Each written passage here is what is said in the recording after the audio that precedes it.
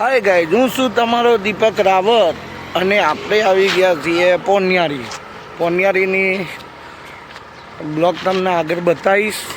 અત્યારે લોકેશન જોઈ લો પોનિયારી આ બાજુ આવ્યું, આપણે લોકેશન બતાવવા ઉતરાઈએ. જોઈ લો ચારે બાજુ. આગળ બ્લોગ તમને બતાવતો રહીશ પોનિયારીનો, અને ગમે તો લાઈક શેર અને સબસ્ક્રાઈબ કરજો દોસ્તો.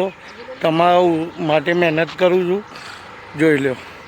હવે ગાઈઝ, તો આપણે આવી ગયા છીએ પાનિયારીની અંદર અને ચાલતા ચાલતા જઈએ છીએ. જુઓ વ્યૂ, ચાલતા જઈએ પાનિયારીમાં. આપણી રિક્ષા ઓલી પડી ઉપર મૂકીએ, કેમ કે રસ્તો ખરાબ છે એટલે. બાકી આજુબાજુનો વ્યૂ જોઈ લો, સુપર વ્યૂ. અહીંથી અંદર ચાલીને જવાનું હોય, પણ પોનિયારી તો પહોંચી જઈશું આપણે. બાકી સુપર જગ્યા છે, લોકેશન સારું છે. જોઈ લો ગાઈઝ, એકદમ જંગલ જેવો રસ્તો, પહાડી રસ્તો. જુઓ સુપર.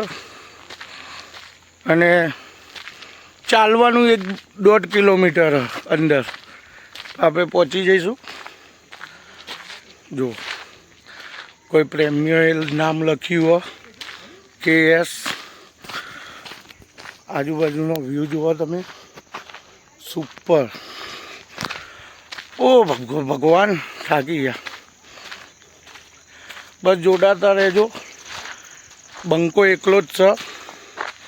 અહીં આગળ પહાડ જો. તમારા માટે દુનિયાના શ્રીરામ જઈશું. ગમે તો લાઈક કરજો ડીકે મોજ ચેનલ, અને ખાસ કરીને લાઈક કરજો દોસ્તો, કે તમારા માટે કેટલા વાગ્યા, 6:30નો ટાઈમ થયો, 6 વાગ્યાનો. અને જુઓ કેવા રસ્તામાં ફરું છું. તમને એવું લાગતું હશે કે સાથે કોઈ હશે મારા, પણ ના, હું વ્લોગિંગ એકલો જ કરું છું અને એકલો જ ફરું. જો મોજે દરિયા, આજુબાજુ કોઈ નહીં, જાતે બ્લોગ કરું છું. સુપર. બીક એટલી જ છે અહીંયા આગળ કે જંગલમાં કોઈ જંગલી પ્રાણીઓ એ બધું કંઈ ના આવે. બાકી ભગવાન આચો. બીજું જો સુપર વ્યૂ. આગળ મળીએ. જય માતાજી, જય મેલરીમાં. જોઈ લો મિત્રો, વ્યૂ જુઓ ખાલી. વ્યૂથી જ પૈસા વસૂલ. સુપર જગ્યા, પહાડી. પોનિયારીની અંદર બેસ્ટ જગ્યા. આ જોઈને તો ખુશ થઈ ગયા એમ. વાહ ભાઈ વાહ. તળાવ છે નાનું, મગર વગર હોય શકે, કહી નાખીએ આપણે. પણ વ્યૂ જુઓ, સુપર. પોનિયારી એટલે 1 નંબર. મારી માની સોગન, પોનિયારી જબરજસ્ત છે મિત્રો. જોઈ લો પથ્થરો, પહાડોથી રગડીને આવ્યા છે પથ્થર. પોનિયારી બેસ્ટ લોકેશન. જો લપસાઈ જાય એવું છો. હજુ તો પોણીમાં તો જ્યાં નહીં આપણે. તો હજુ સુધી આપણે પોનિયારી પહોંચ્યા નહીં. અંધારું થાય પહેલાં આપણે પોનિયારી જોઈને બહાર નીકળી જવું પડશે, કેમ કે જંગલ એરિયો કહી ના શકીએ. જંગલમાં હું આવ્યું નહીં, પણ તોય તમારા માટે બ્લોગ બનાવીશ.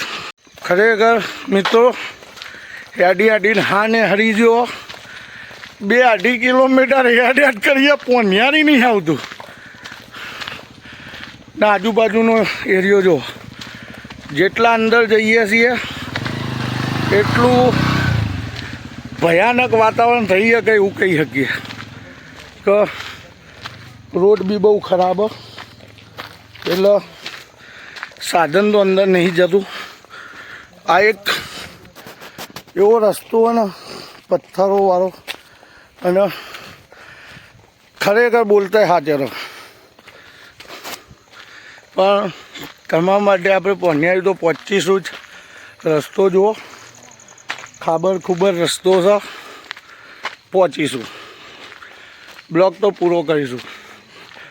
તમારી એક લાઈકની આશા ખાલી. હેલો ગાઈઝ, હું પોનિયારી આવ્યો તો પણ અંધારું થઈ ગયું, એના કારણે આપણે સેફટીમાં અત્યારે કોઈ જગ્યાએ જતા રહીએ. કેમ કે જુઓ ચારે બાજુ મારા અંધારું છે, કોઈ ના માણસની જાત. હવે જંગલનો એરિયો છે એટલે કદાચ કંઈ બી જીવજંતુ જનાવર આવી શકે. મારી ફેસ લાઇટ એ બંધ, અંધારામાં કદાચ અવાજ જ સંભળાશે મારો.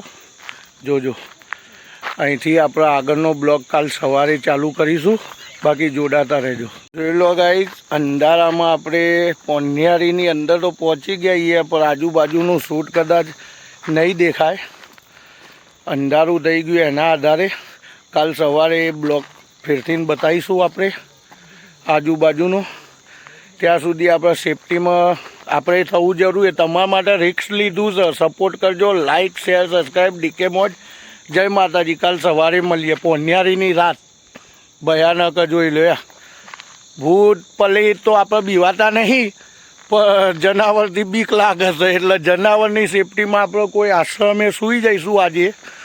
કાલ સવારે બ્લોગ. જય માતાજી, જય મેલરીમાં.